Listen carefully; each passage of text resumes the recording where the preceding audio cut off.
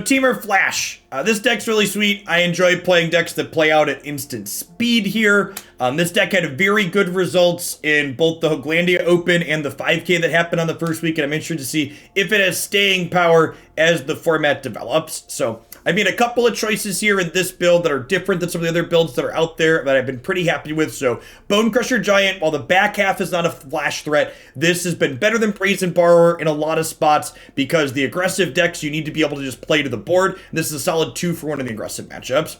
Hieroglyphic Illumination. I wish that I kind of wanted to play more than 28 lands in this archetype, but I also didn't want to play more than 28 lands, so adding 4 cheap cantrips felt like a good balance. I'm really not a fan of adding Brainstorm to this deck and messing up the mana base so you can, like, play Fabled Passage. I like the mana base how it is, so I like this. This not only is a cheap cantrip to help us hit our land drops, but it also flashes back with Gearhulk, which is nice. So you have this plus this is 12 decent things to flash back with this.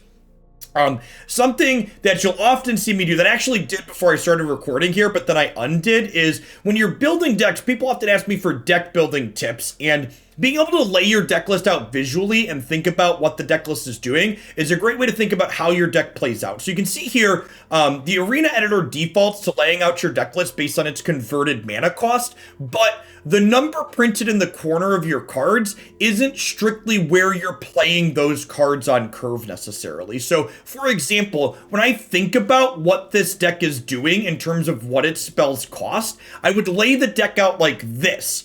And when you look at the deck list laid out like this, it's much easier to see how this deck has a very reasonable curve in terms of being competitive. So, you know, this, in my mind, I'm including it as a 1-mana cantrip. So sure, it can be a 4-mana spell in the late game, but it belongs here on the curve. This, I'm discarding on turn 2 to get to these 4-mana spells sooner or get to this sooner. I'm rarely casting this for 8. Bonecrusher, we're stomping on 2. So the adventure cards, especially ones like Bonecrusher that curve into themselves, they're a little bit weird to visualize because, like, this is a 2, but it's also the 3, so like it kind of fills both spots, but like moving effects like this down to where you expect them to fill it on your curve is good for visualizing how you expect your deck to play out game to game. Yeah, I've cut all of the Sublime Epiphanies because I think in most instances, while Sublime Epiphanies like this big brain feel smart card, I think it's win more a lot of the time. And your games that you're winning by flashing back Sublime Epiphany, you'll also win by flashing back a draw 2 a lot of the time. Obviously not all of them, but most of them. Now, other noteworthy things here. I have cut all of the Brazen Borrowers, but I'm still including Quandrix Command in my sideboard here. And the reason for Quandrix Command's inclusion is largely for the return target creature or planeswalker to its owner's hand. So this is a bounce spell that's able to deal with auras. Being able to bounce to get around Kaya's ghost form is really important. This card's also flexible because it's bottom mode there, the shuffle 3 things in from a graveyard. This is good against the various graveyard decks in the format. So Quandrix Command being pseudo graveyard hate in conjunction with our various counter spells, I think gives you a lot of play against things like the Mizzix Mastery combo decks, for example. So let's go ahead and dive on into some games here with this list and see how it feels today. Where are we at? Where are we at? Where did it go? It's down there. There's so many deck lists, chat. I forgot to click the star button. Thanks for the brand new Prime sub, by the way, Thoonie Tunes. You know, there's a ton of great people you can support with that every single month. Thanks for sending them this way this month. What are this deck's worst matchups? Rogues. Decks that play Mystic Dispute while also applying pressure. Mystic Dispute is really good against my Torrential Gearhulk deck. I have really been pretty lackluster with Blue-Red Command. I think Blue-Red Command's basically a bad Bonecrusher Giant. I think I'd rather, if I was gonna, I think you only have room to play so many deal 2s in your deck, and this is the better deal 2.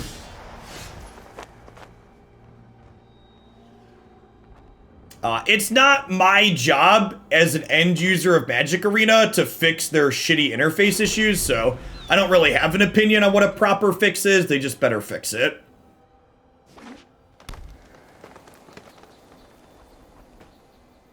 So bad Bonecrusher Giant, you're right, is like in theory still fine, but also at the same time, bad Bonecrusher Giant is worse than just playing Bonecrusher Giant when you can play Bonecrusher Giant.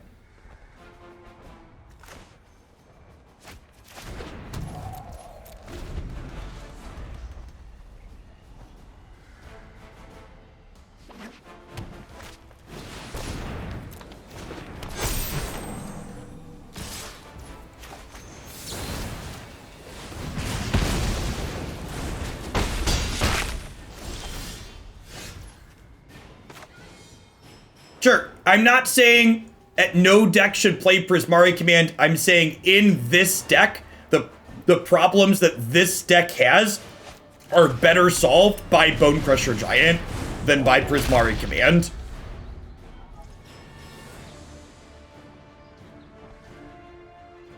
That's what I'm selling, chat.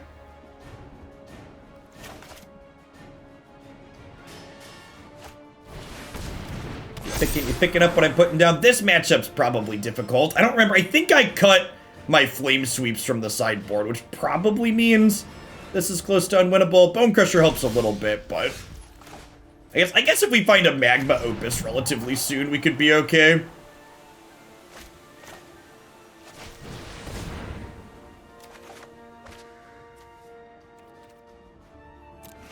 Like if I drew a Magma Opus here, I could Gearhulk back the Opus next turn.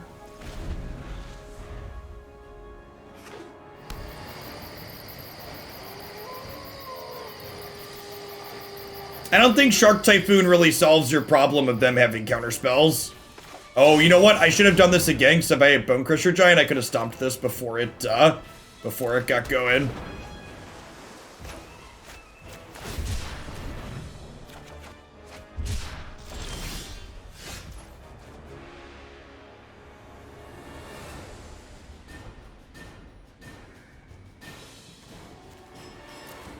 Feeling pretty dead here. I think I just start activating this.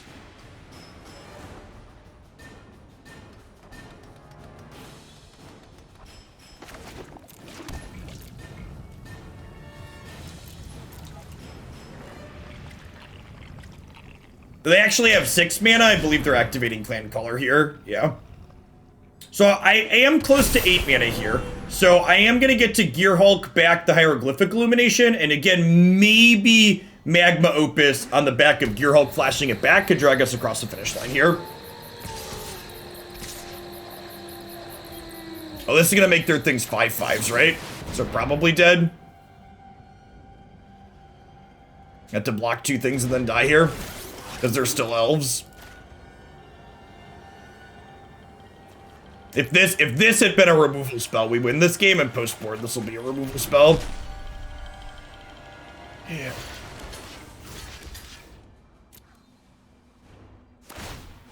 Alright, this is a 6/6.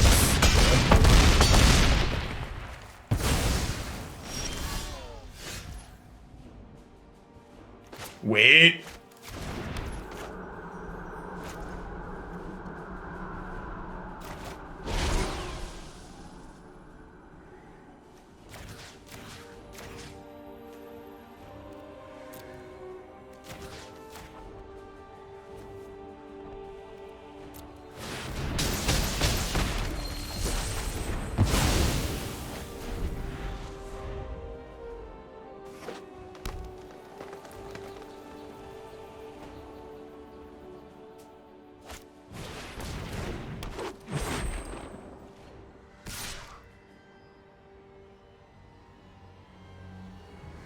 Why not upkeep that? Because they can activate Clan Caller in response. Or they can activate Allosaurus Shepherd in response.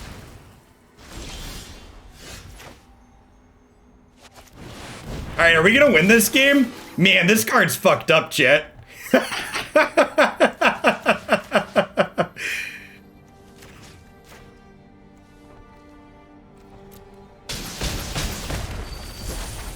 Good night. Your move, Yugi boy. Also, like, hats off to Bonecrusher Giant here. Like, if Bonecrusher Giant had been, like, any card other than, like, a sweeper, we assuredly lose that game, right?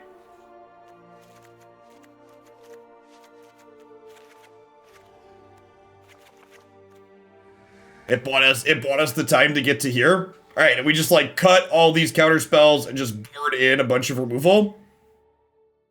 I almost top rated there, chat. That was an excellent first game. Holy crap. Hieroglyphic Illumination, looking good too. The cantrip into the draw 2 to find us more. I was gonna ask which Gearhulk deck I should play. I think I got my answer. Yeah, and honestly, Beetle, once you build this deck, these are basically all the rares, the mythics in the deck. Like, it's probably pretty cheap to build Jeskai and this one. So like if you decide you want some variety in your Gearhulking, especially because you played before, right? So you have Shocklands. If you have Shocklands and definitely Tefrees, like building both is like probably pretty close to free. There's a lot of overlap.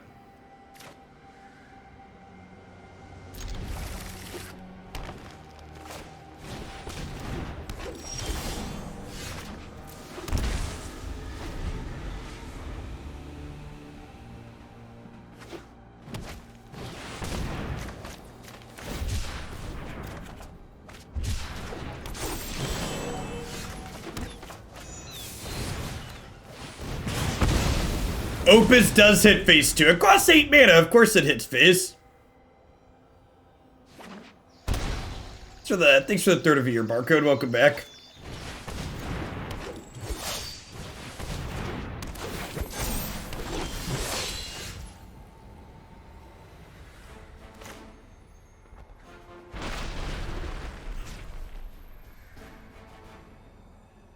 Is it better to kill Warmaster here? Nah, it can't be. Gotta be right to kill the Lord. That's close though. I guess this is a payoff eventually too. Alright, deck, I just want to draw lands for the next 3 turns, please. 3 to 4 turns. Please and thank you, deck. Just lands for like the next 3 to 4 turns.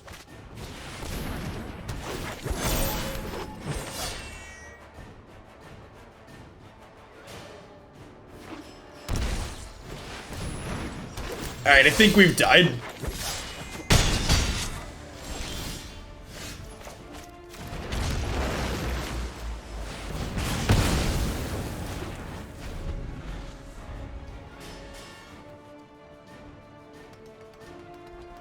If you really care about the Elves matchup, you can play Flame Sweep in the board. I had Flame Sweep in the board of this deck previously. It dunks this matchup. The Elves deck is unplayable against people playing sweepers.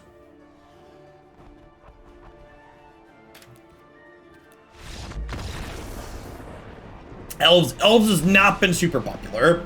You also like don't have to have it. Like on the play here will be big too.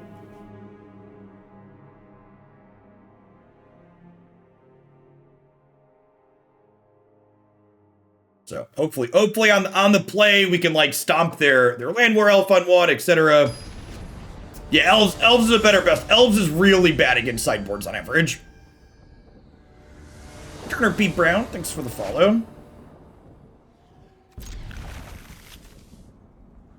This might be an ambitious keep without a piece of spot removal, but like I've got a lot of card selection. I've got some ramp here. If we find a Gearhulk, like turn 5 Gearhulk is real good.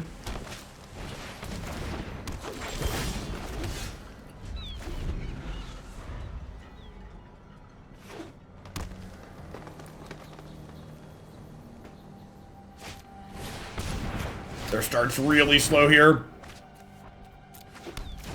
Is that one good, chat?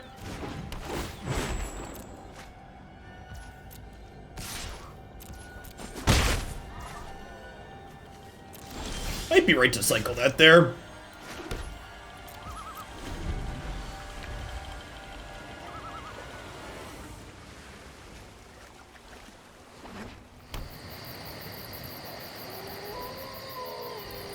Their start is very slow and they were on the drop. Honestly, like, this deck this is another deck that's similar to Green-White Company. The power level of their starts when they have Land War Elf versus not are like night and day. Their deck is much worse without Land War Elf on one. They've not played any white cards. I honestly wouldn't be surprised if the white lands are for sideboard cards like Redain or something. Like anti-combo cards, basically.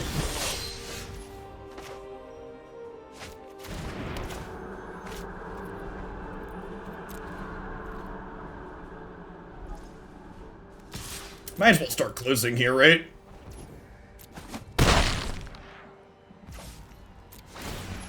So I'm gonna let this resolve, and then before they untap, I'm gonna kill this.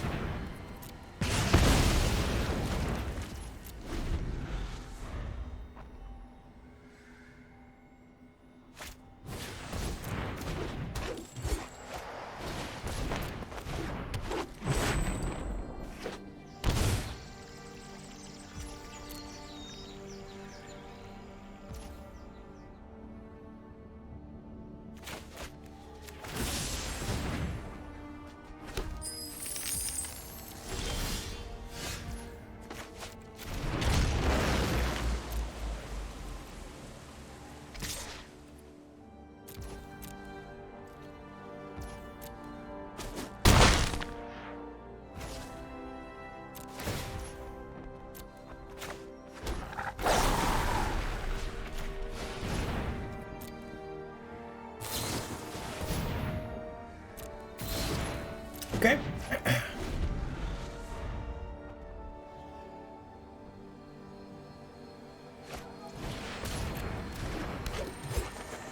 We're gonna draw 2 here, right? I have 6 mana, so there's really no reason to hold this. I guess I could draw like second Opus, but...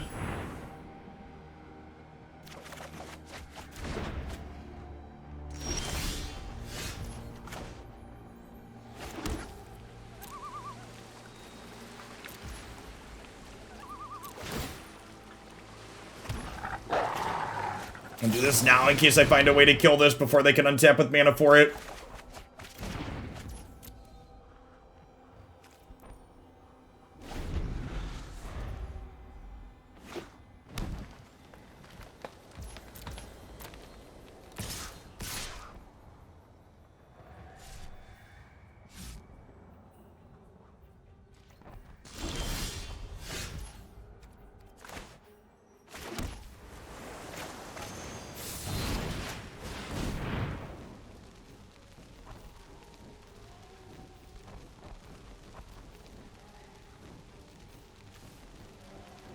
I guess I should technically do this at end step.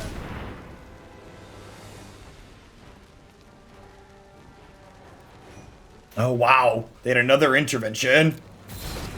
Yeah, I lost myself a wolf fear with my sequencing. Yeah, I should have done this at my end step. Have another 3/3 if I did.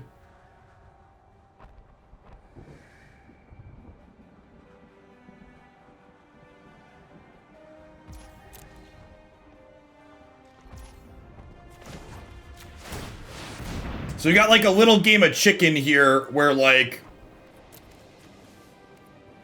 if I flashback Opus, they get to activate the Allosaurus Shepherd. Honestly, I think I'm just keeping both of these.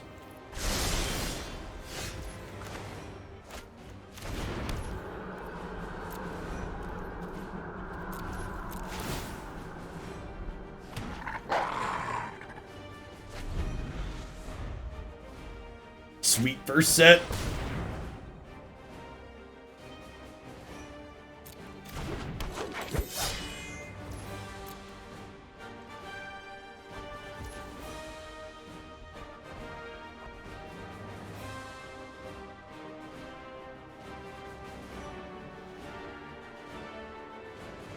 Oh, yeah, I didn't think about that stalemate. Yeah, I think you're right.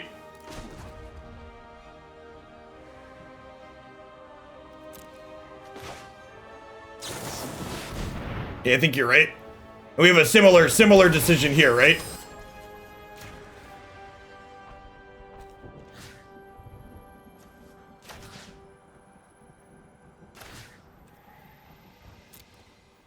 And let's tap this and this.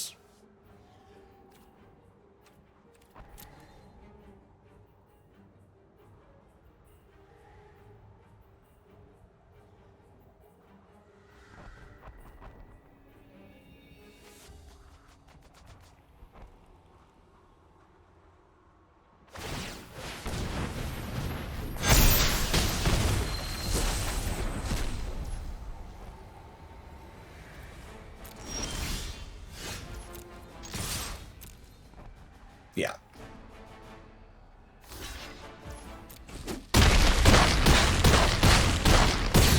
Okay. Bunk, Dayfrost, and Tamagotchi. That was a good catch, making them tap off. My head was in such a I'm a controlling role. Memory Lapse. Do you think Sensor's the substitute? Yeah, probably Sensor. Sensor's much worse than Lapse. Lapse is really good. What's going on, Hogs of War? Good afternoon. Thanks everybody for dropping in here, Nate. If you're new, like Hogs of War, Tamagotchi, or Dayfrost, welcome to Hooglandia. My name is Jeff Hoogland. I stream full-time here on Twitch. I do Magic the Gathering at least 5 days a week, Monday through Friday. We do a ton of historic here. Usually play 4 or 5 different decks per day. We're just starting with this deck. That was our first match. It's going to be our last deck here today. I have a YouTube channel where everything I stream gets uploaded in archive. What else did we play today? We played Black White Dead Guy Ale. We played Mardu Vehicles. We played some Winota and Standard. So good range of stuff that we do here every single day of the week usually.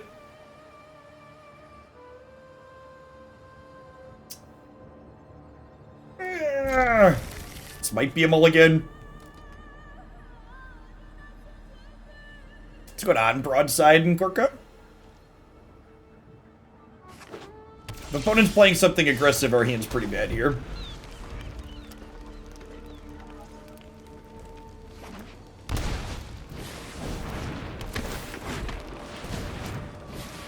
This deck isn't playable without Gearhulk and Opus, so if you can't craft both, I just hold on to your wild cards.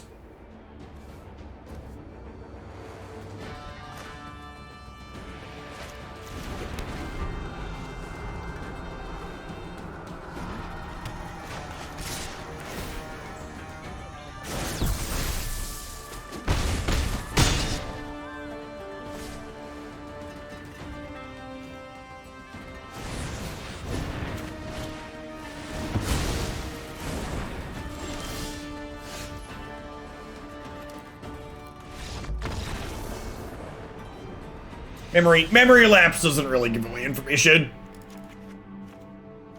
We're actually going to board here exactly like we just boarded against Elves.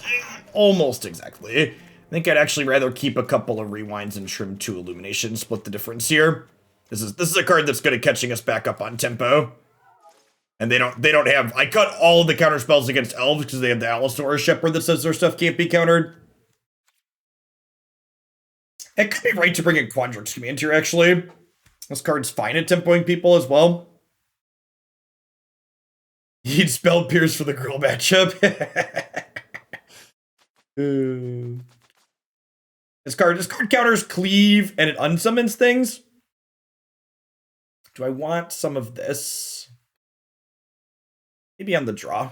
Maybe on the draw we'll get rid of all the Illuminations. We're more likely to hit our land drops on the draw.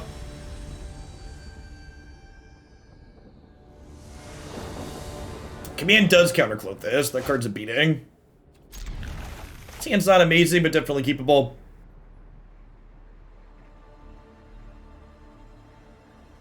Has all of our colors. Bonecrusher Giant's a 2-mana play to 3-mana play.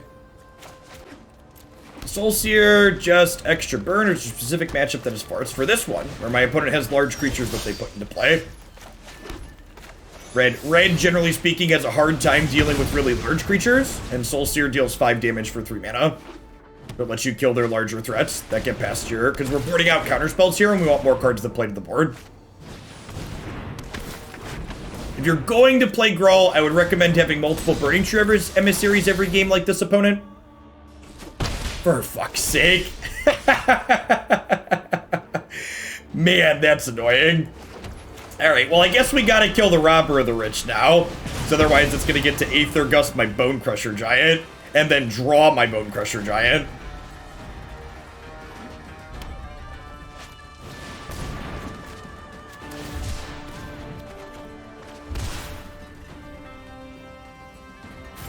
Man, Robber is another Eldraine card, isn't it? Lol. Oh, Eldraine.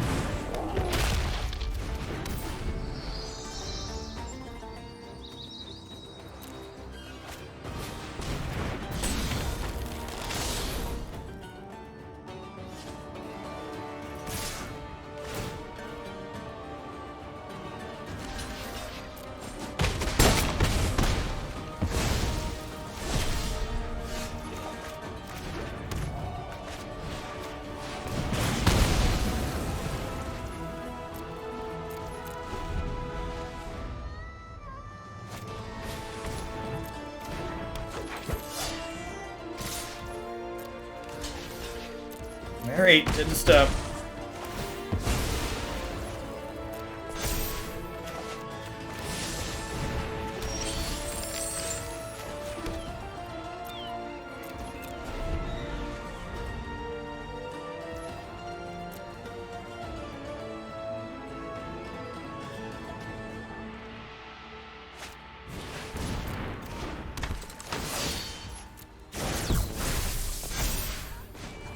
Untapped land lets us Opus next turn.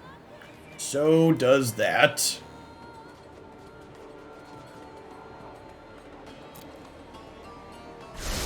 Maybe I just want that other Opus, actually.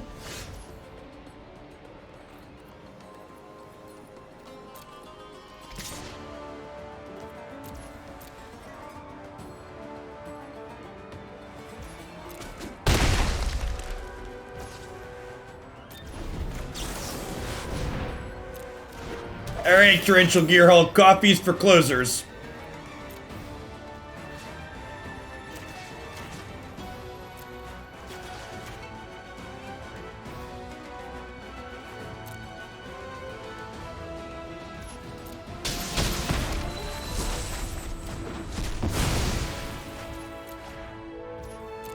They're dead, right? This is lethal next turn. This is 5, 9, 13. Yeah, okay. Man, we hit that quarter running, chat.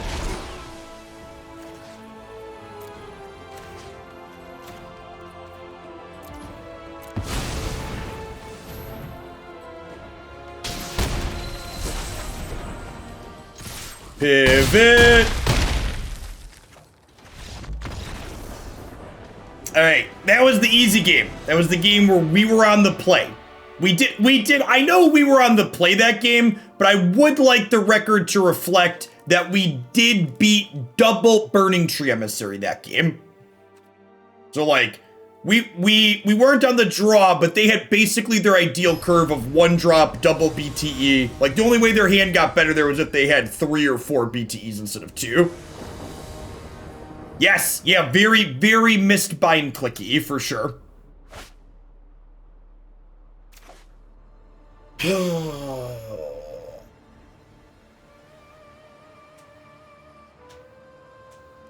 think we mulligan this because Nightpack Ambusher is just really good if we can have it in the opener.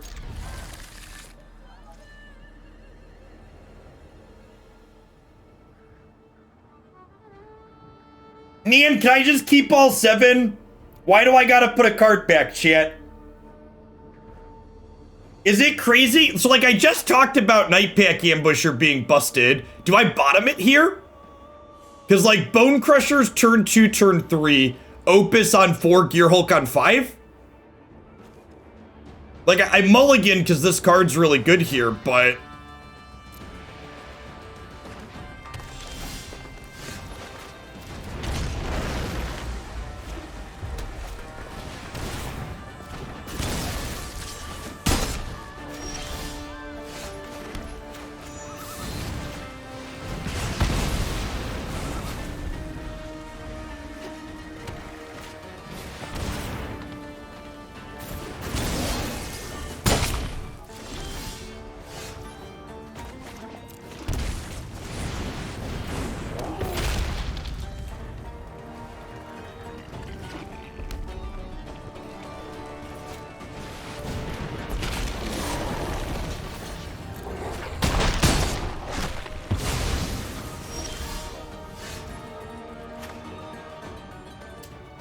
Want a Abrade, please.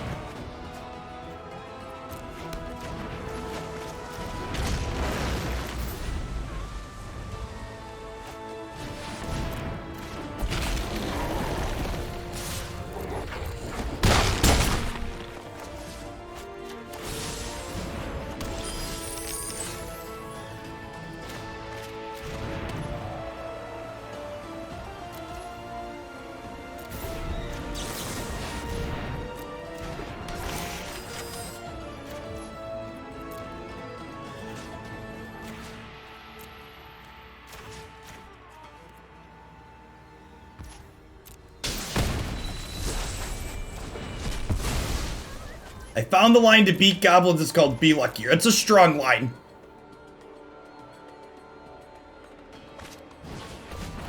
Right on time, Grafdigger's Cage. Welcome to the party.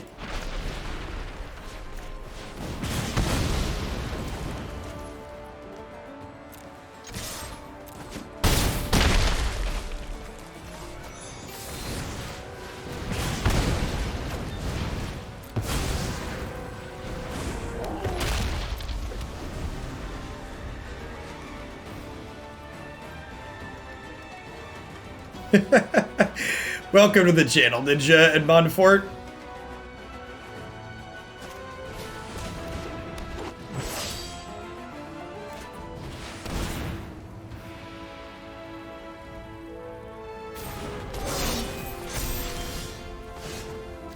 We're not out of it just yet, chat.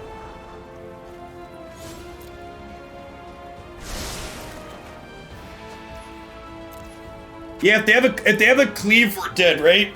Just like 6 lands in a row here could be the death of us. I needed a removal spell here so we could force them to chump block. We needed a Bonecrusher Giant, or another Abrade, or a Soul Sear, or a Quandrix Command.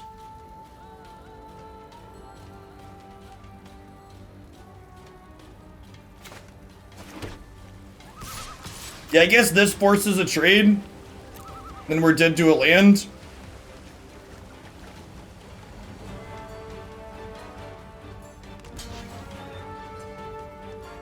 We're dead to land here. We're also, this attack's also dead to second or third Spellbreaker. It's dead to third Questing Beast too. So number of cards that kill us here, including that. Yeah, they have Embercleave. Really close set. Honestly, a game like that still feels impressive to me. Like, we missed it by this much. Never not dead to cleave. I think I'm happy with all of my play that game. Maybe the mulligan decision could be different, but I think I like the 3 lands Bonecrusher. Would Gruul be unplayable without cleave? Yeah, probably.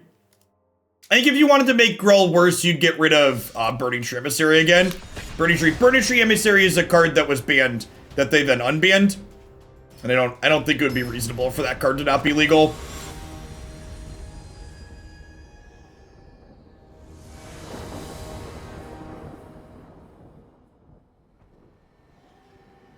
I've been right to hold the Abrade. So the problem with holding the Abrade is it leaves me dead to more Spellbreakers, which they had more Spellbreakers.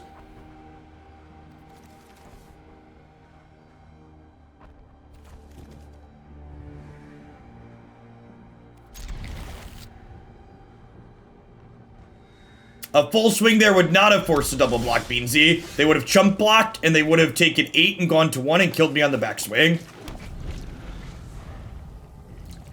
They were at 9. I had 2 4/4s and a 5.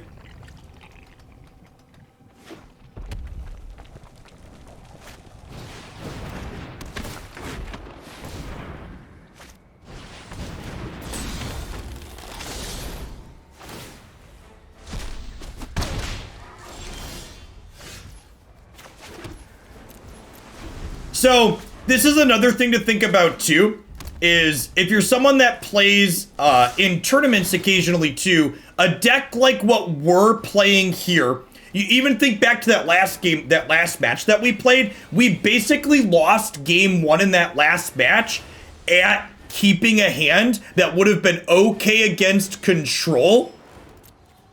What shock land? Couldn't shock in the land though. Hindsight would have been it all. Yeah, I mean... No, they didn't. They wouldn't have needed the shock in the land because they would have just attacked us. We were at 3. We would have just literally been dead. They didn't have to shock in the land. They would have just attacked and killed us. They just attack, yeah. So, this is, sorry, to go back to the point I'm talking about, decks like what we're playing are much better in an open deck list tournament setting, because you'll never have games like this in an open deck list tournament setting where I keep this hand on the draw against mono red.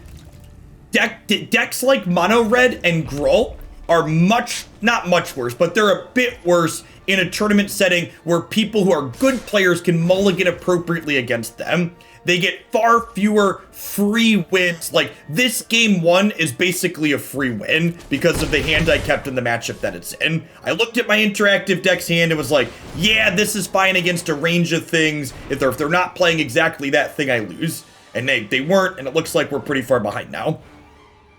And that's how these types of games go on the ladder quite frequently. You like have to have your interaction lineup exactly, or you end up in a pretty bad spot. If we find Nightpack Ambusher here, maybe we have a chance. Maybe. Big maybe.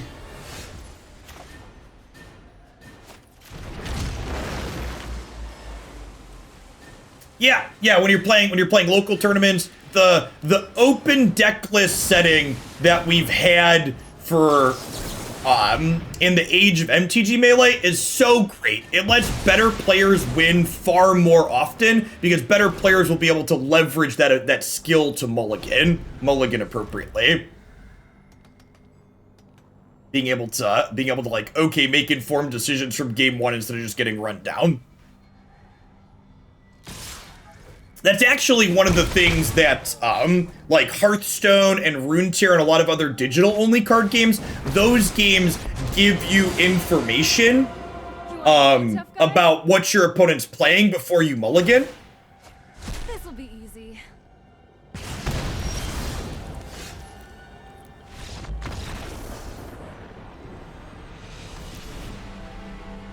Hey, Huevos, I'm glad you're enjoying it. Yeah, the Mystical Archives have been awesome for this format. Really sweet for sure. A board basically like we did against Girl here. Lots of cheap removal in, leave a couple of these.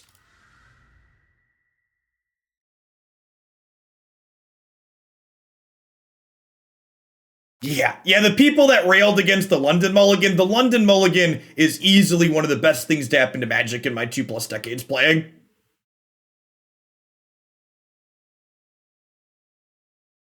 I would get probably three Gearhulk to start while you're waiting for a 7th and 8th one.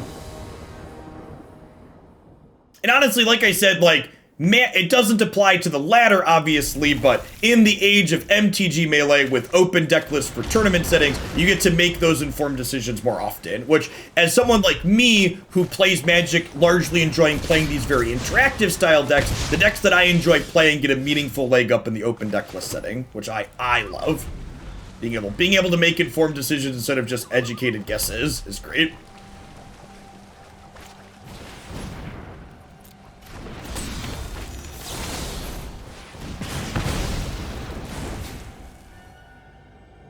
Yeah, so like, I think the people that were really against the London Mulligan, they kind of showed that they really just didn't understand game design. Like, the London Mulligan doesn't make gameplay worse. The London Mulligan just reveals gameplay that's already bad and causes that bad gameplay to happen more frequently.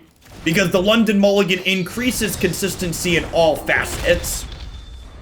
So the problem was never the mulligan system. The problem was always the fact that, like, the designs in those settings were bad.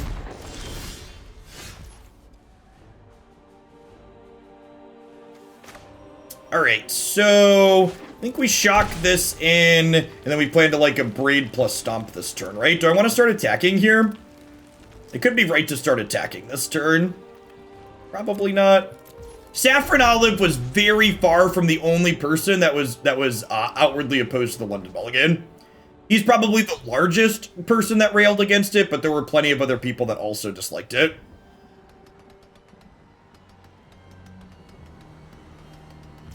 You just remember him because he's one of the larger creators that did it. We did not. Sultai Gift that'll be up tomorrow. Sporadic Penguin.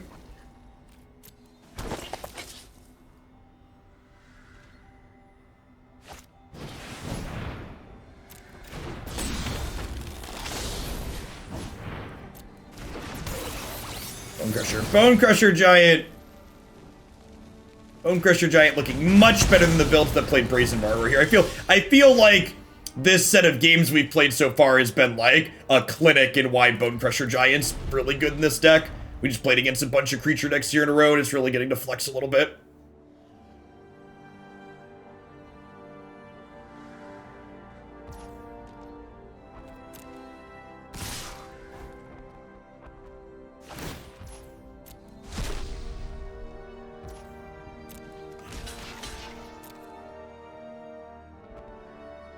You switch to Giant, you haven't looked back? Yeah.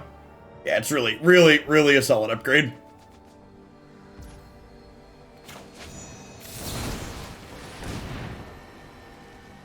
Stomp this before we take damage. Yeah, honestly, you know, like, and I've talked about this before too, like, you know, I'm sick of Eldraine in Standard just like everybody else, but I think a lot of the Eldraine cards get a little bit of a bad rap too, just because we've been stuck with them for so long. From a pure design standpoint, I love the adventure cards.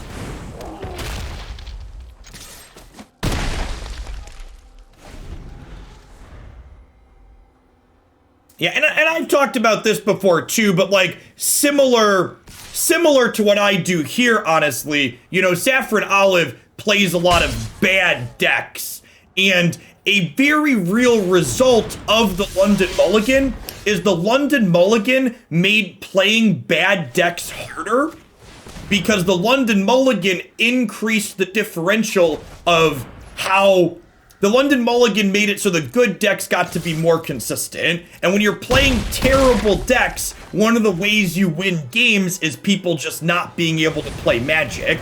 So the London Mulligan definitely made it harder to win with bad decks, because the London Mulligan removed non-games from Magic. Yeah, winning games because your opponent flooded or screwed became more difficult with the London Mulligan. Is exactly right. That's why I enjoy it. I like actually playing a game. I like having meaningful back and forth where my opponent gets to make choices and I get to make choices. I'm gonna rewind this, because if they don't have a blocker, they die to Bonecrusher Giant.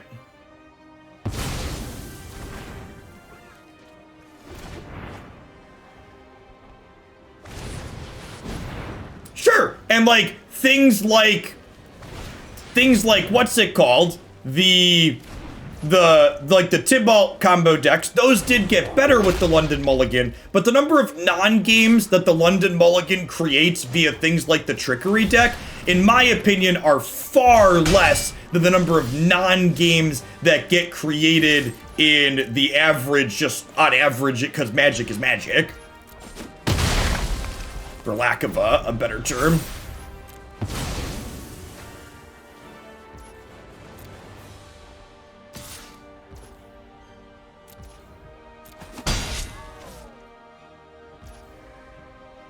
I think Grixis Arcanist is probably better, but I think Grixis Control is probably more fun. And I would definitely take Grixis Control, so if you want, you can skip the forum and just send a donation or a cheer with the deck link. Or a build-around comment. I'd take either of those, but I think dorking around Grixis Control would be more fun.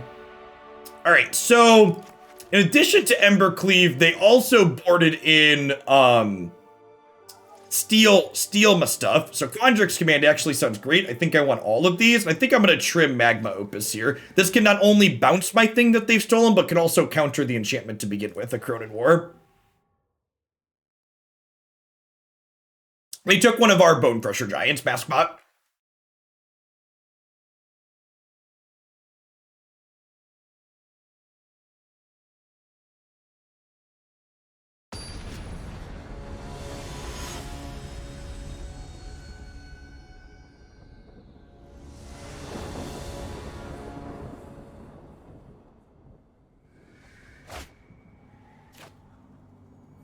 Now, going back to that first game, in the dark, I'd probably keep a hand like this, but I know my opponent's playing red aggro, so I'm going to mulligan this hand that doesn't have Bonecrusher Giant, Abrade, or Aether Gust, because especially on the draw, it's important that I have a 2-mana spell on turn 2 to be interactive. And I think, again, I've got to play catch and release with this. I don't think it's keepable to have a hand that doesn't do this on 2. We need some way to interface with the board on the second turn. I think we just keep all the lands here. Our deck's pretty mana hungry, and this is a turn 2 and turn 3 play. Now, the game on the draw is difficult in a matchup like this. Similar to the Elves matchup, mono red aggro like this, Flame Sweep is a matchup that would make it better out of the sideboard, but I don't think Flame Sweep's super good in this format in general. It's a little unfortunate that we've hit 2 matchups where it's good, but that's, kind of a symptom of these non-rotating formats that are super open is, the range of what you can play against is huge. So again, like playing against Elves, if you told me, Jeff, you're gonna play against this red deck instead of Gruul, sure, I'm in for Flame Sweep. But on average, Flame Sweep tends to not be great against Gruul. Yeah, BTE into nothing's pretty good for our hero.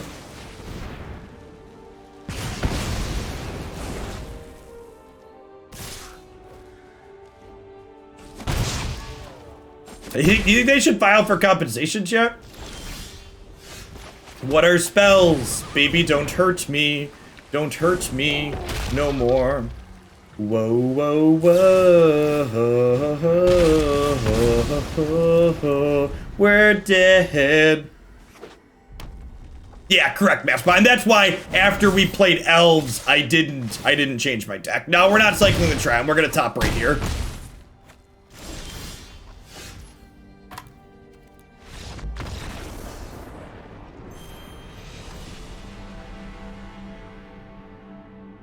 Magma Quake is fine.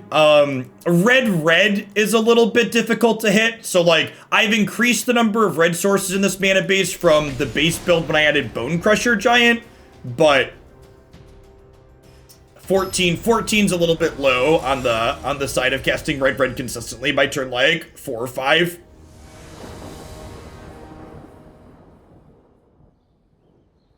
The downside to Magma Quake over Flame Sweep is that, like, what's the word I'm searching for? You can't flash it back with Gearhulk. Does the upside Flame Sweep have? And Magma Quake, like casting Magma Quake for 5 or 6 against Gruul is, like, pretty slow. Like, you're right, it's better than Flame Sweep is there, but it's, like, still pretty far from good. It does, El Dubon. Thank you for the entire year of support. I appreciate you keeping me around. Come back.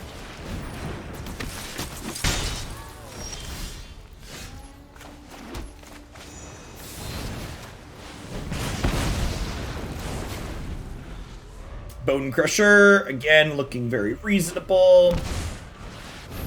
Feather on Gird, yikes. Being on the play is busted, chat, in case you're unaware. How many lands are we playing? We're playing 28.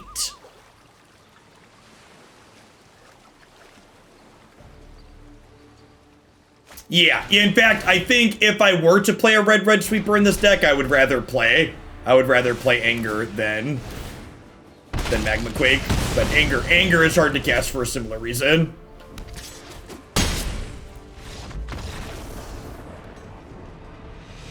Man, it's been a rough day for Temur, chat.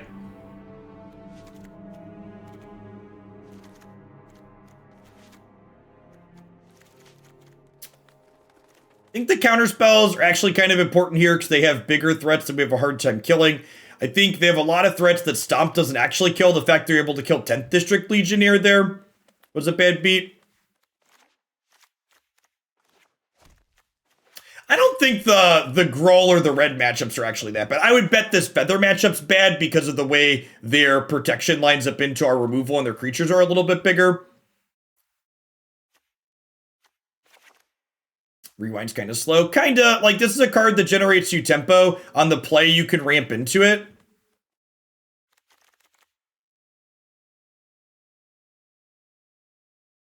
How do the Temur decks beat Gruul? You just have a hand, like, so, again, if you go back and watch the Gruul and the red matchup again, if you weren't really paying attention, we lost both of those, but we also got an auto game loss in game 1, and that's not always going to happen. It's just like, we lost the die roll against both of those decks, and both times we kept hands that were good against control, mid-range, and combo, and bad against cheap creature aggro, and we were playing against cheap creature aggro.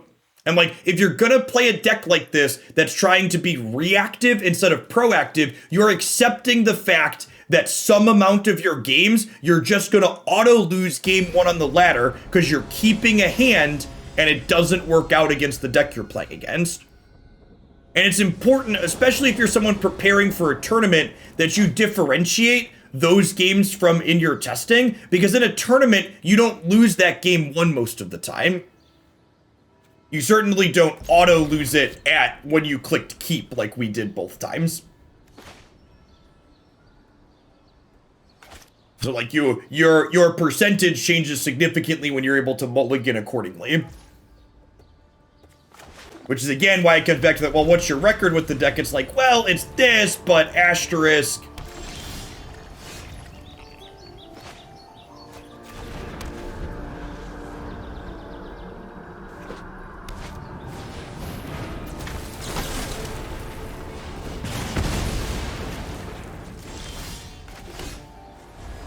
It shall be my Magma Opus. Redeem. Well, that one's gotta go.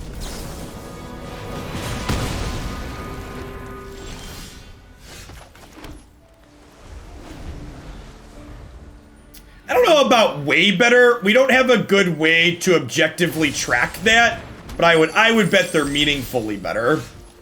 Meaningfully better is probably accurate.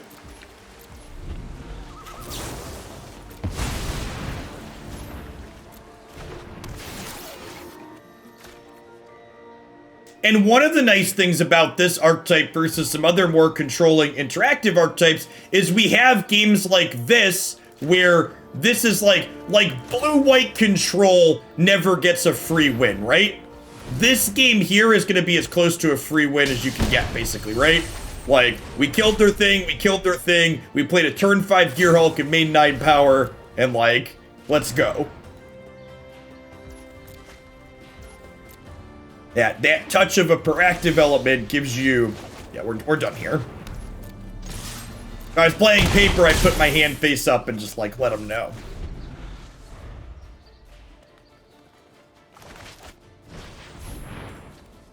Results.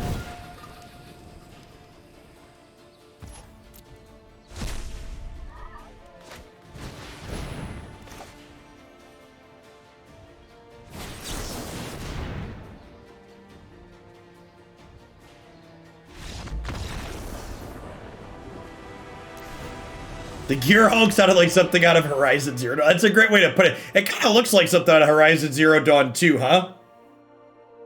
One of the mecha machines that helped destroy the planet. Man, I'm super looking forward to that sequel coming out this year. That's gonna be great. That might be a game that I break my I don't play games at release for. Usually I wait a month or two for games to get some patches under their belt and look at feedback and how buggy they were, but like Horizon Zero Dawn is really good.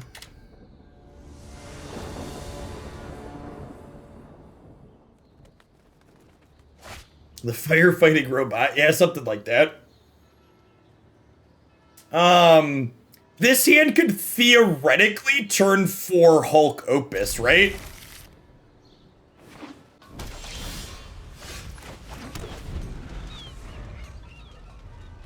It is the sequel will be PlayStation exclusive to start. So you can get Horizon Zero Dawn if you haven't played it, is available on PC on Steam now. I actually played through that on Steam before I got my PS5. But there is a PC part of it. Yeah, and if you have a PlayStation and haven't played it before, it's free on PS4 and PS5 right now on the PlayStation Store. So if you have a PlayStation and haven't touched that exclusive, and you like open world games, RPG games, it's stellar.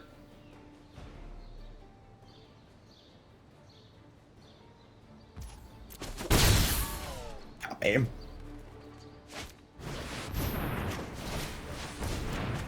Well, that's just rude, opponent. Okay, so we just sear this, right? I guess I could. Oh, I can't say I could hold up rewind. I actually can't. Do I play modern anymore? I do not play formats where Teferi Time Raveler is legal, no.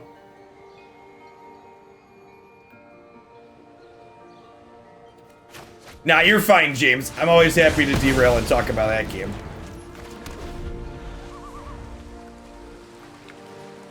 Because this, for reference, Redain's tax applies to when you flash cards back out of your bin as well.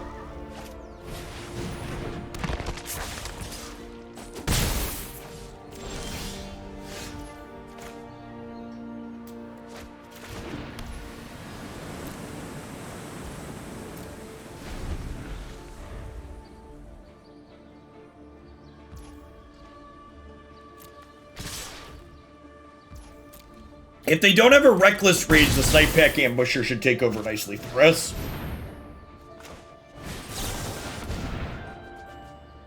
Games like this are where you really see the power of Rewind, where you're like, stop your play, play my own strong play.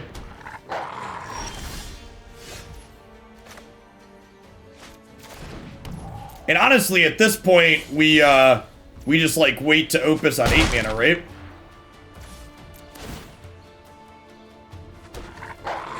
Not meant to be a gotcha, but did you say WotC should unban everything in Historic except for Uro, Oko, and Once Upon a Time? Yeah, I'd be pretty okay with that. I said something about to that effect, and I think that would be fine. Yeah, I said something about to that effect. I think the rest of the cards on the list you could probably pull off of there.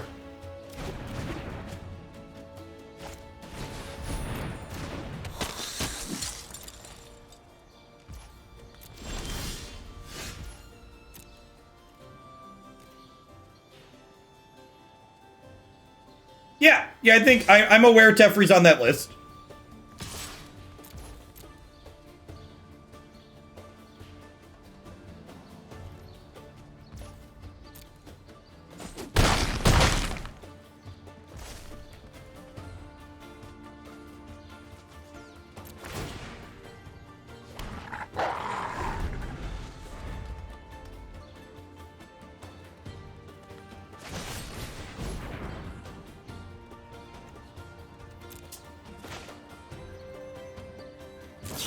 Gearhulk here to make them blow the Soul Guide Lantern, because then if I draw like another Gearhulk, I could Magma Opus with it potentially.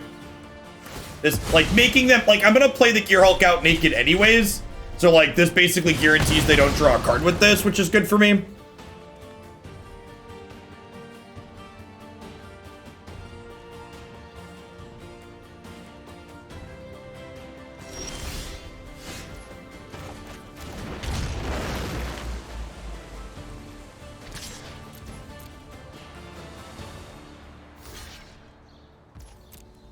Well, so like the problem with that Big Kitty fan, and this is something it's so weird to me why people don't think about this.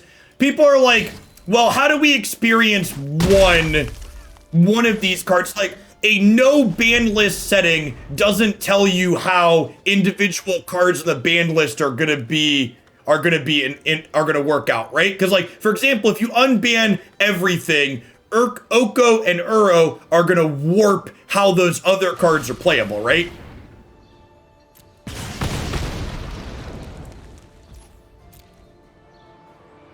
I do agree that I wish Wizards was more aggressive with their format management and using their tools better. I wish we saw the suspend list get used more, for example. I'm gonna double block here in case they can kill one. All right, and then untapped land lets us Opus next turn.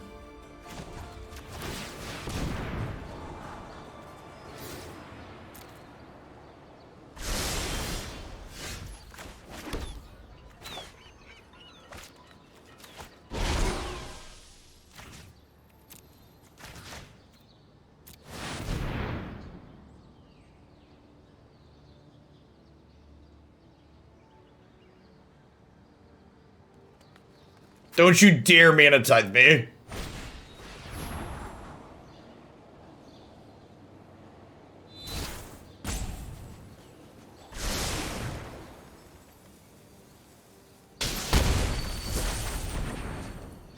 Hey, my Boros Charm tapped their creature too, thank you very much.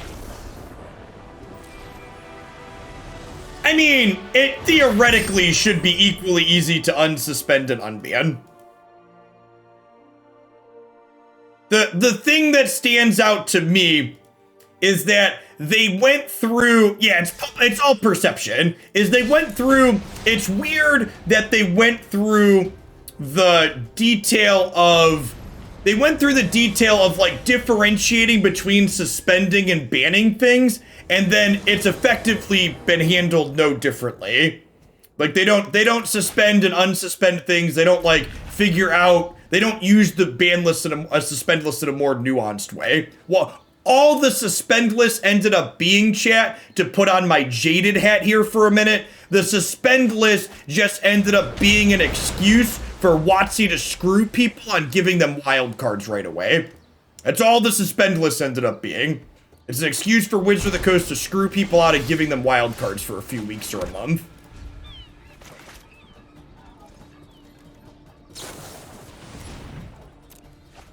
I wish that wasn't the case. I think, like, no, you did not get wild cards when things were suspended. You only got wild cards when they were eventually banned. Suspend list is a no refund ban for a temporary amount of time. Hey, and good games, Meatwad. Good luck the rest of your laddering today.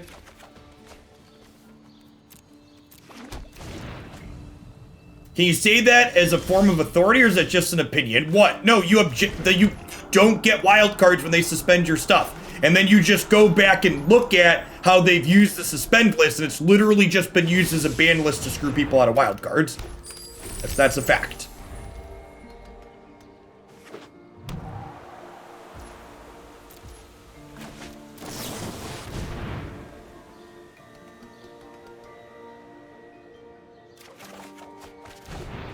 Ooh, candy.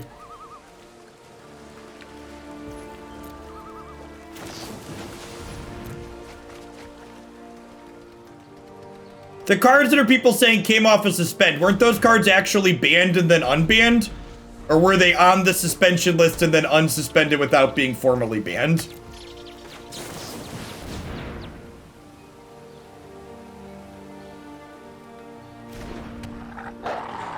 And I'm pretty sure BTE was banned, and then they unbanned it. Unless I'm completely forgetting my timelines.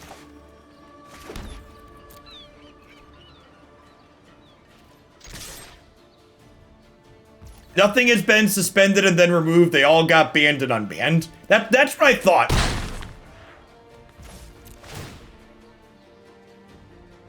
Yeah, go find the articles. You can go look this up. Like, you don't have to, like... You can Google it. Chat, saying BTE was suspended is true because all banned cards were suspended at some point. Links appreciated. Yeah, references are great. Maybe I shouldn't tap out here. We're gonna get Gearhulked. I'm so dumb. Yeah, I'm gonna get Gearhulked. Alright, I'm gonna take a mulligan. We just hit a rank. I'm gonna concede. I don't feel like playing this match from behind.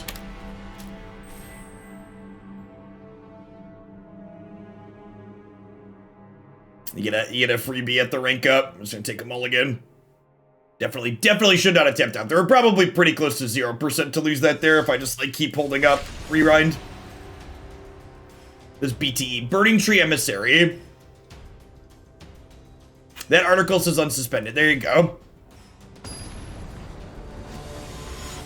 The Burning Tree Emissary was unsuspended.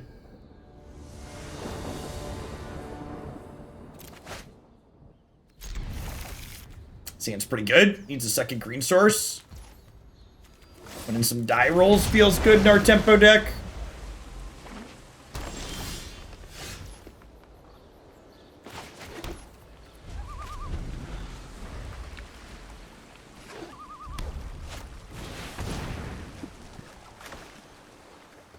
I think that's fine, actually, right? I'm gonna do this to try and hit my land drops. Perfect.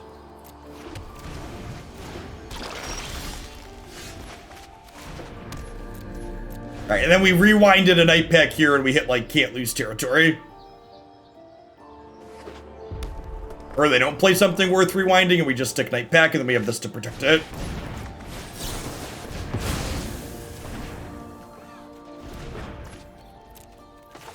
Red Rover, let's goose, come on over.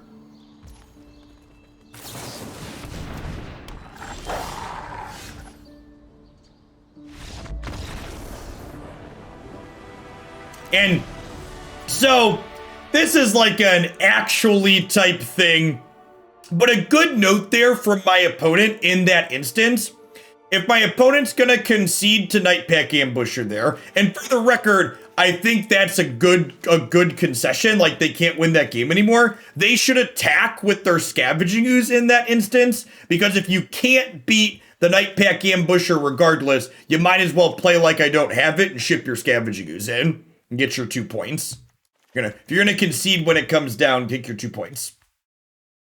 For when I don't have it.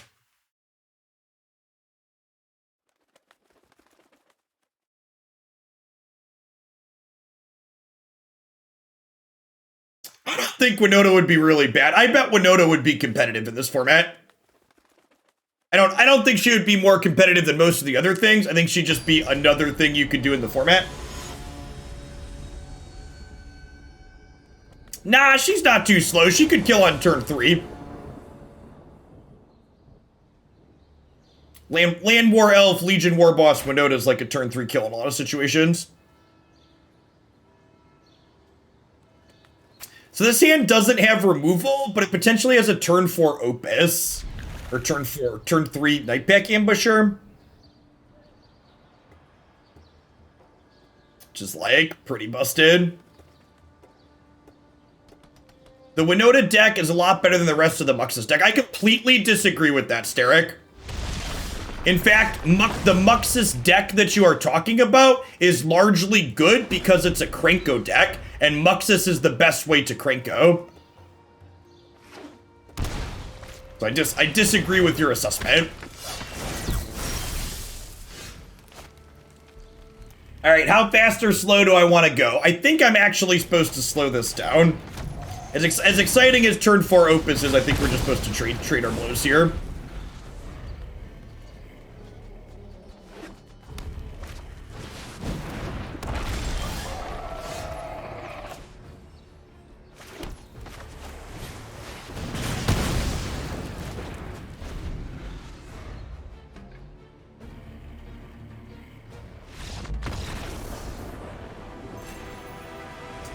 Okie doke.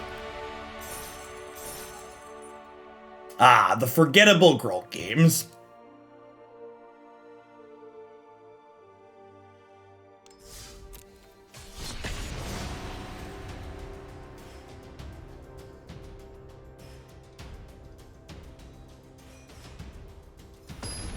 Yeah, like I said, like Gruul has games like those. Gruul doesn't get free wins game 1s if you're not in the dark. Like, I wouldn't call our Gruul matchup a free win, but I also wouldn't call it unwinnable. This hand's a little ambitious on the play. I'd mulligan this in a heartbeat on the draw, but like, you know, let's just be a professional and draw a growth spiral on 2. You know what? That's pretty good.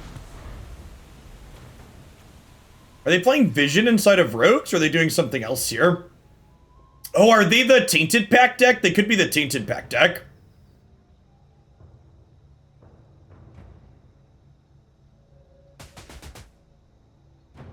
Outside of the Burning Tree Emissary draws, I actually think Gruul generates some really good games of Magic. You need Laturi for Pact, right? You don't if you just have 2 copies of Pact, Bob. This list has been this list is actually in the deck cube. It's been going around the internet. You just like double Tainted Pack. How do we feel about Nightpack while they're tapped out? Yeah, this is definitely that deck. They could go Black Source removal spell, but I think they're more likely to have counter spell here, so I'm gonna do this while they're tapped out.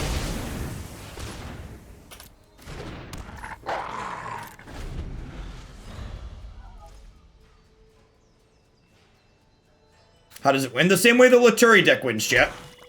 It just has to draw its card naturally. Or draw 2 Tainted Packs or tutor them up.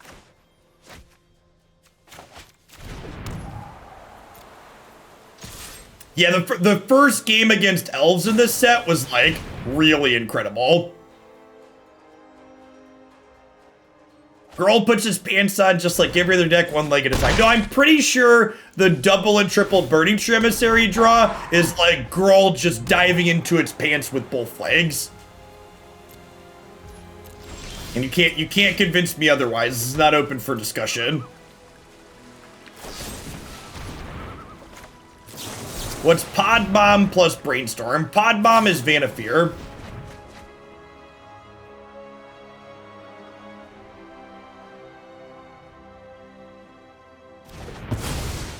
It doesn't have a deck list because I haven't built it yet. I'm gonna have to do that tonight after I eat dinner.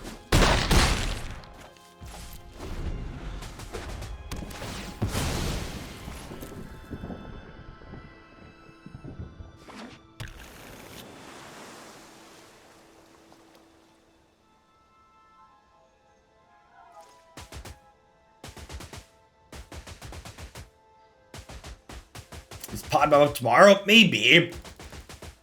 There's been a lot of whale wars, so the queue gets rearranged a little bit every day. I'm going to start with Standard again tomorrow. Now, the opponent's deck is playing Terramorphic Expanse because their Tainted Pack means they can only play one copy of each card.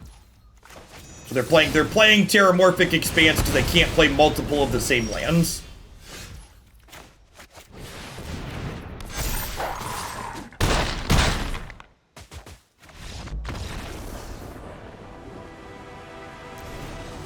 What Standard deck am I playing tomorrow? We had a Black-White Cleric submission that we'll be playing tomorrow. Bonecrusher seems pretty bad here. We'll board in our 4 counter spells. Seems good. Is Tainted Pack good? I think it's competitive. Nah, you should watch us play the Laturi build. We're gonna play the Luris build either tomorrow or over the weekend, depending on what the Q movement looks like. The Laturi build felt very reasonable, and I watched someone streaming the other night that was playing the Luris build. It seemed pretty reasonable. I'm blanking on their name. I wish I could shout them out. Was it Squaw Chief? There's someone that used to stream a bunch of Modern. I think it was Squaw Chief was playing the Luris Tainted Pack build.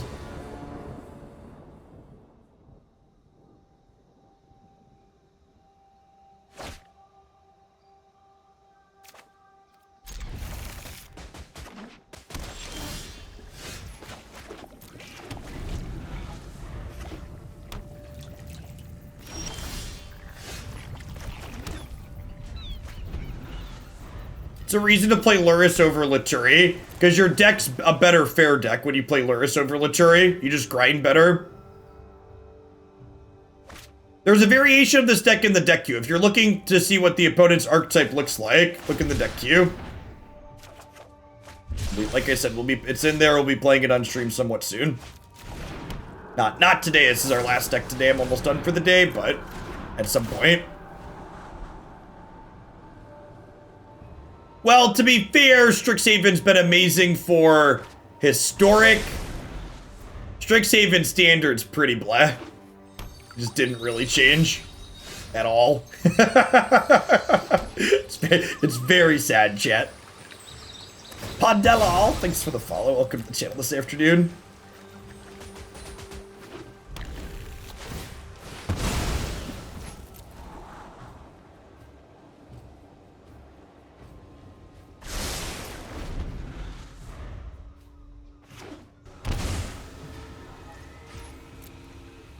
As a general reminder for folks, by the way, I want you to look at Standard right now, and then I want you to remember that Temur Adventures and Sultai Ultimatum were both supposed to get to play Oko. Just as one of those LOL type moments. Both of those decks were supposed to get to play Oko. Oh yeah, and Once Upon a Time. No, Veil of Summer would have rotated. They were supposed to have Once Upon a Time, though. They were supposed to have Uro, Once Upon a Time, and yeah.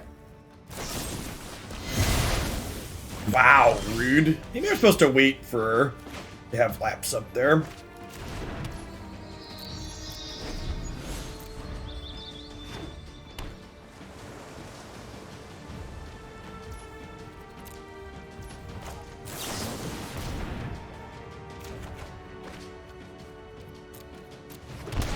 Shock the Sit and Scry too.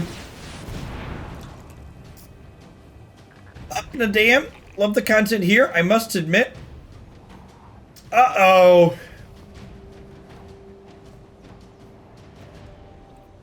Listen, chat. You must be new here. I will take back that ban up the dam if you let me know that you're a conservative from a European country where conservatism isn't synonymous for bigotry, racism, and telling people that they should go broke if they can't afford healthcare and they get sick.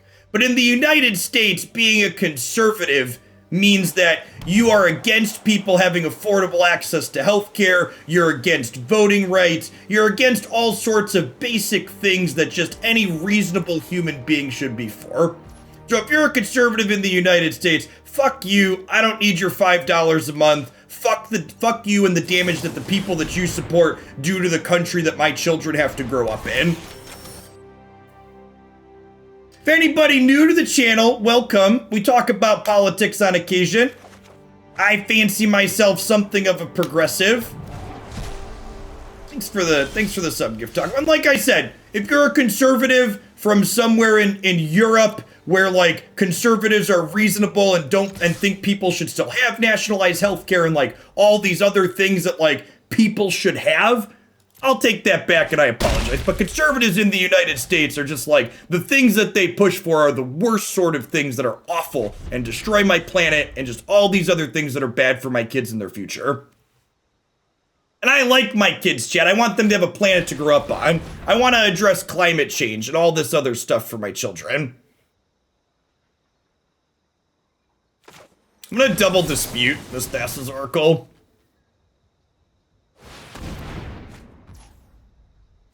What if I Gearhulk the second dispute? That sounds great. Thanks for the sub gifts, by the way, folks. I appreciate you. Thanks, Stouffer. Yeah, it's just like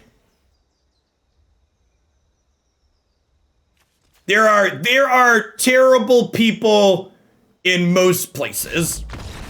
You're not wrong. You're not wrong that America does not have exclusive rights to people being terrible.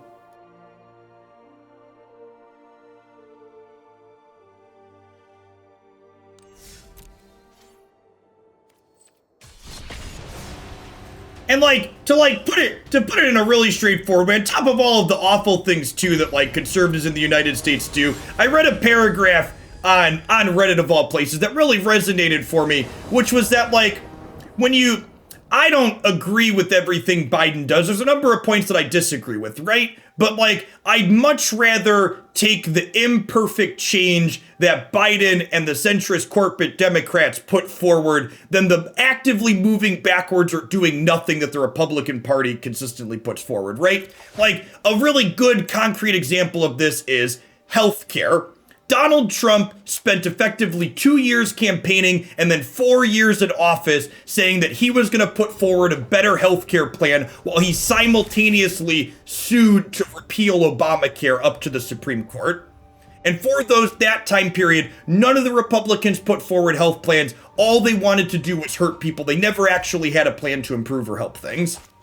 So like, if there was a realistic alternative to the Democrats to like fix the things I don't like about Joe Biden, I'd vote for the realistic alternative, but there's not. The alternative, the opposition party to the Democrats are like these people that just like don't put forward any plans to fix things and are actively awful people in many ways.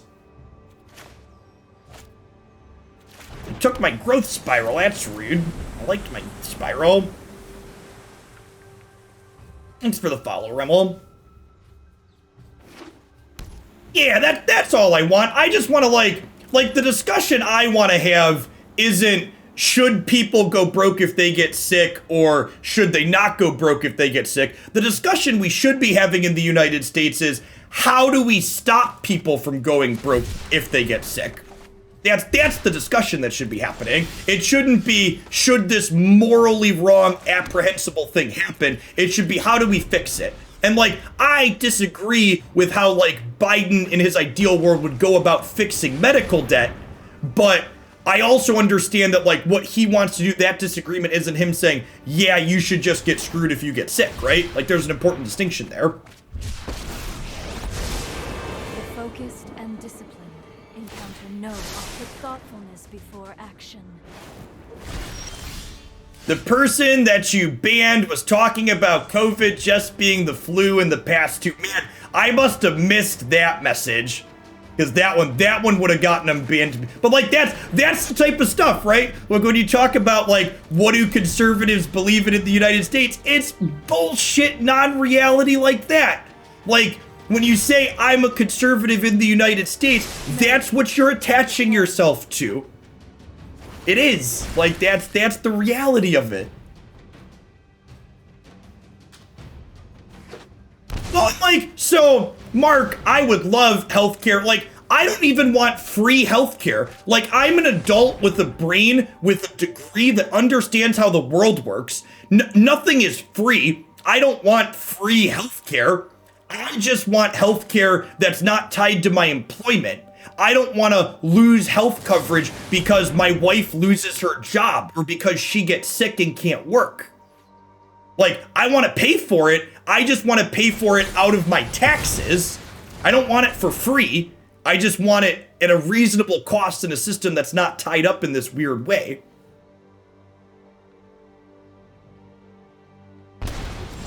Yeah, our roads aren't free, our firefighters aren't free. All of those things should be handled in the same way that we handle healthcare. Should be handled in all those same ways. Move to Europe. It's not trivial to just move to Europe.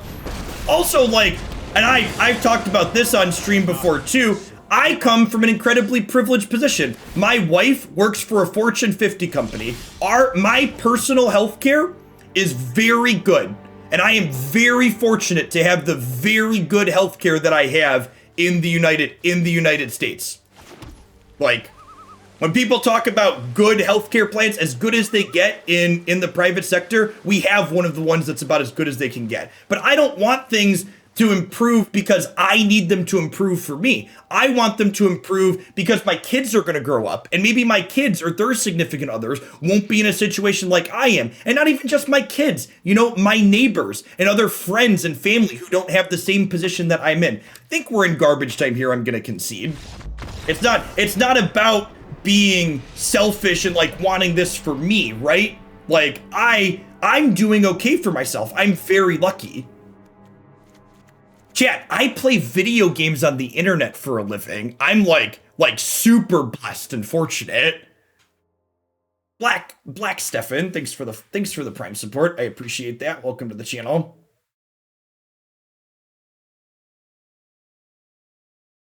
Yeah. I have this personality defect where I care about other people. It's something that maybe I'll have to address at some point, but you know. All right, anywho, control matchup. Negate and Dispute are great here. I think Bonecrusher is supposed to come out in this matchup. It's close, though, because, like, Bonecrusher picks off Narset and Teferi after they downtick.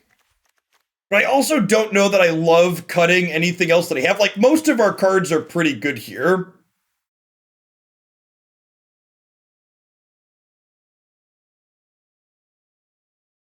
Is it crazy to cut Growth Spiral?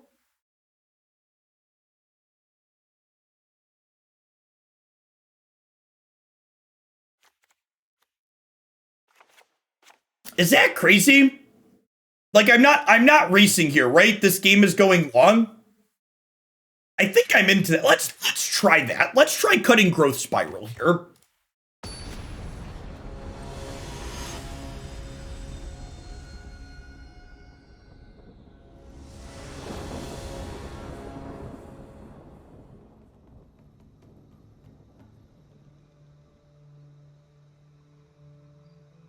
By the way, mods in general, if you're gonna address unban requests in the queue, if you unban or ban somebody, please make a note in their user status about why you banned or unbanned them, what their unban request said, because I can't see unban request messages after the fact.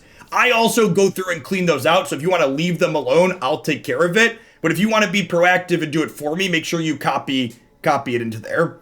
I know this is actually going to be my last match with the Dakunox. This is our bubble match for Mythic. We're down a game, but if we beat this control deck here in the next two, we get to be a Mythic gamer. And otherwise, we'll try and be a Mythic gamer in the morning.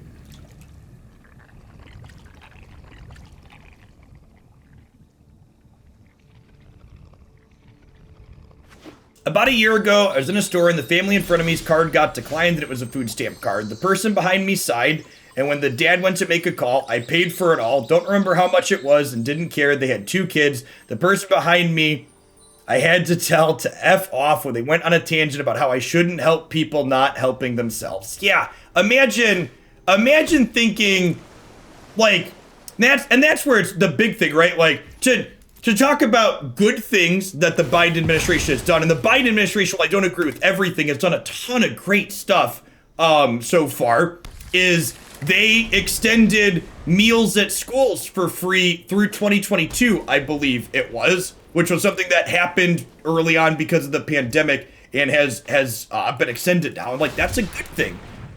Children especially, no one, but children especially, should not go hungry in one of the wealthiest countries in the world.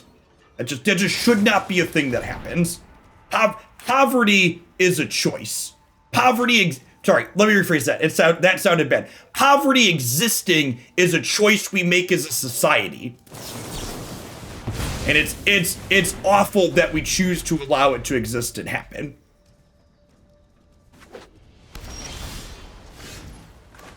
Nobody clipped that one. Yeah, a lot of awful, scummy people say poverty is a choice, like people choose to be poor. That's not what I intended to say, and I realize that.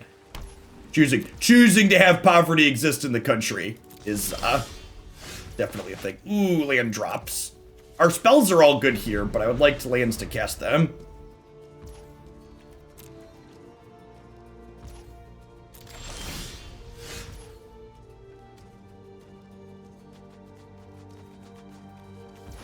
Also, for the record, mods, if you are someone who wants to look at unban requests on occasion, if you look at someone's chat history and they didn't say anything overtly bigoted or awful, you can unban them. That's fine.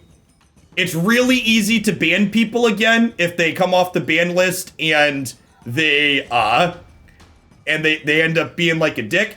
And you have to be subbed to be in chat anyways. So if someone wants to come off the ban list, pay me $5 to be a dick and get banned again, that's fine. I'll take their $5 before I ban them.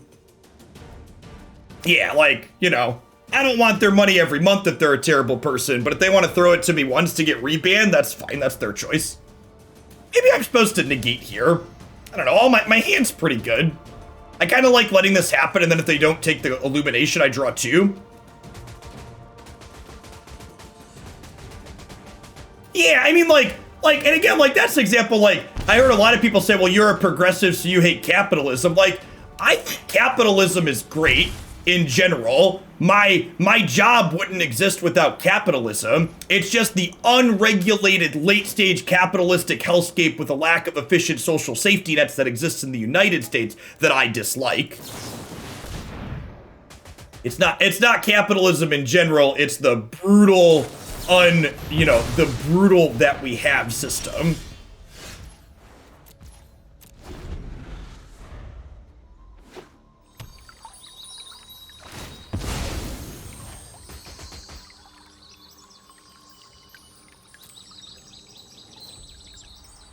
I mean, unregulated capitalism will always drift towards the most profitable thing you can be doing, which the most profitable thing you can be doing is, generally speaking, terrible and hurting the environment or people. So, like, you need regulations.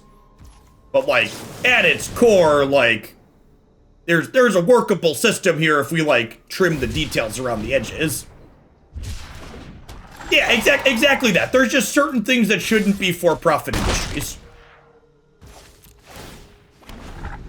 Yeah, exactly that, Topher. Life is complicated and frequently shades of gray.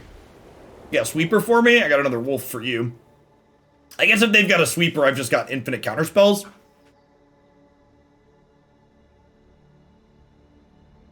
Oh yeah, don't get me started on churches and not paying taxes, chat.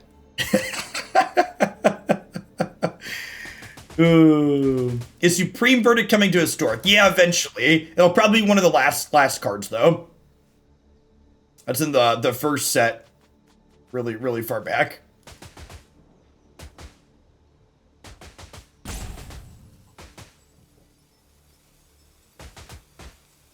I don't know if I've actually talked about that on stream before. For people that are here, we're going to talk about politics for my last 20 minutes. So we're going to play Magic while we do it, but we can chat about my life and stuff in general. But for people that aren't familiar with my background, I was raised, let's call it, very Catholic.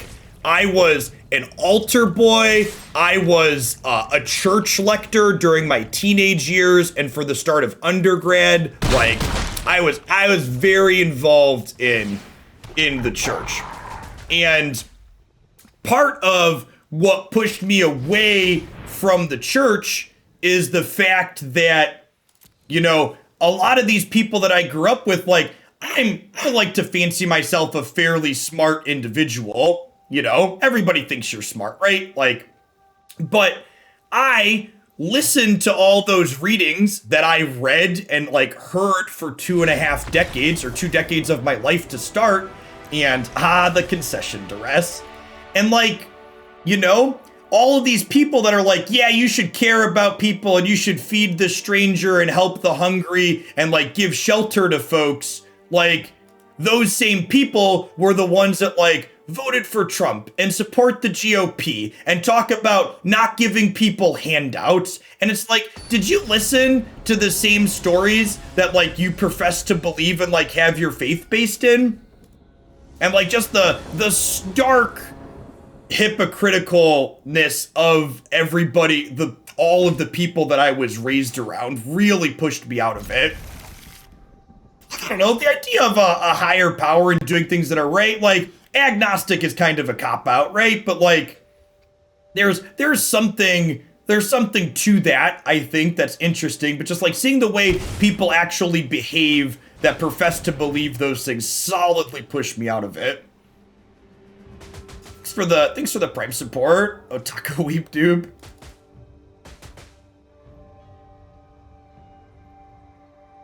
Christianity is a radical left-leaning religion, and Christians have inexplicitly been interpreted as conservatives. Yes, Jesus would be a progressive today. Jesus also wasn't white.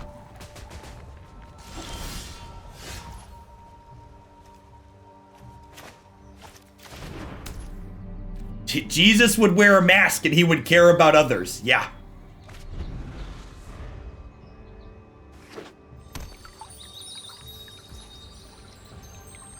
Thanks for and basically like those types of people, like, and at the end of it we talked about churches and taxes. Like, churches should pay taxes, chat. He was flipping tables, he was anti-capitalist. That's exactly correct. He was. So I'm going to comment on the Magic. I apologize for, I'm going to interrupt our discussion about churches to talk about the Magic. Hieroglyphic Illumination here, when I have lands lined up in my hand, this is currently a 4-mana draw 2. So if I didn't have 2 lands rolled up here, I would cycle this. But because I have my next 2 land drops guaranteed, I'm going to try and draw 2 with this.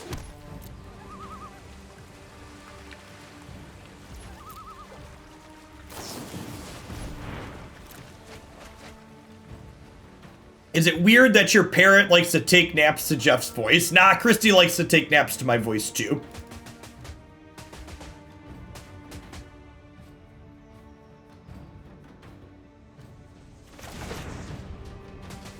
I brought the Quandrix commands in all yet. Yeah, I board the Quandrix commands in against Ember Cleave aggro.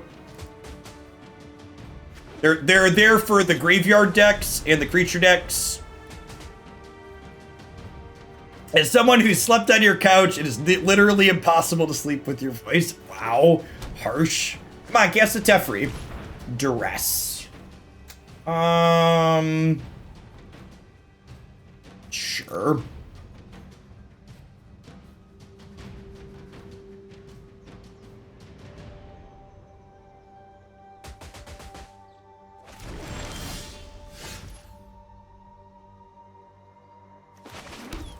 And like, they took my card advantage, but I have a castle now, right? The talkie box man is louder in person. I feel like their Esper deck isn't a Gearhulk deck, so I'm pretty happy to tap out at end step here. Why do I even scry? Like, why do I even bother, chat?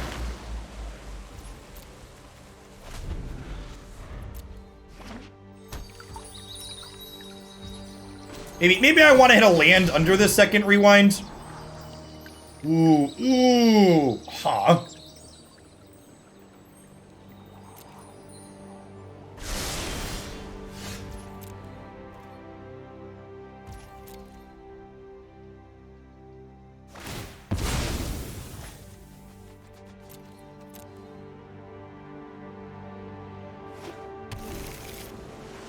I feel like I might want to YOLO this Ambusher here. Cracking their fetch for no reason in their Brainstorm deck. Strategy. Well, they're missing a land drop.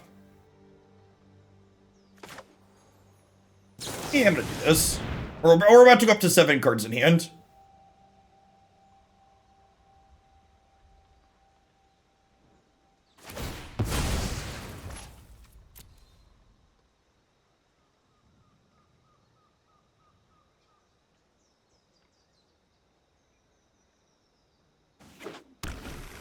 Jeff will sound way more American to be shorter than he looks that year. I am solidly 6 feet. Thank you very much.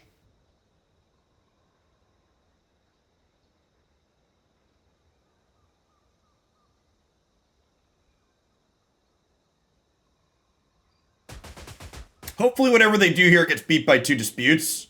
You know, they don't know about the second one, so they're trying to sequence around these 2. Oh, we got him. We got him, chat.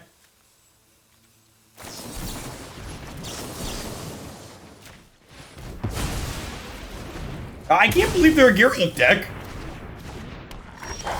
That's surprising. All right, are we about to be a Mythic Gamer, chat? We're untapping with Rewind, Memory Lapse. Feels like we're about to be a Mythic Gamer. I guess they could have a... like a veto here.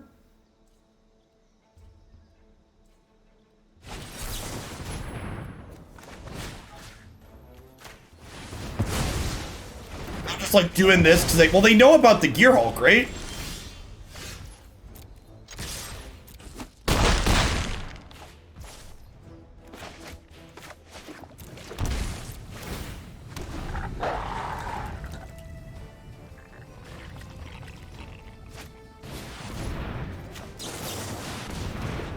Mythic Gamers, chat. Mythic Gamers. Temur Flash, too strong. That's a solid one to go out on. Solid one to go out on. Thanks for the follow, Jonna. Jogfrost. Would you say that this Gearhulk was mythic, chat? Is the Gearhulk mythic? Log off. I think I like what we did there at the end with the cutting the growth spirals and leaving the Bonecrushers in. I think I'm super happy with this list overall. I know we hit a couple of bad beats to start against the aggro decks having good openers against us, but I feel like all of the slots are basically accounted for in this deck. I feel like I have good sideboard in and out plans against both the aggro and the control decks. I like the Illuminations and the Bonecrusher Giants really felt like they rounded out exactly what I wanted this archetype to be doing. Thanks for the 2/3 of a year, Wing Yeti. At any rate, that's going to wrap up for me for today, folks. I've been live for almost 8 hours. Remember, if you're new to the channel and want to check out some awesome other decks from me today. What else did we play if you weren't here earlier? We played Dead Guy Ale. We played Mardu Cars. We played Red White Woodnoda. What else did we play? Did we only do 4 decks today? Were they all just like long? No, we did 5. We did 5 decks. I don't remember what the other deck was. It must not have been very memorable. They'll all be up on YouTube in a bit. Oh, we played Blue-White Magecraft. That was kind of blah. Oh, it's down here at the bottom because I edited it. Yeah, it was Blue-White Magecraft was meh. All right.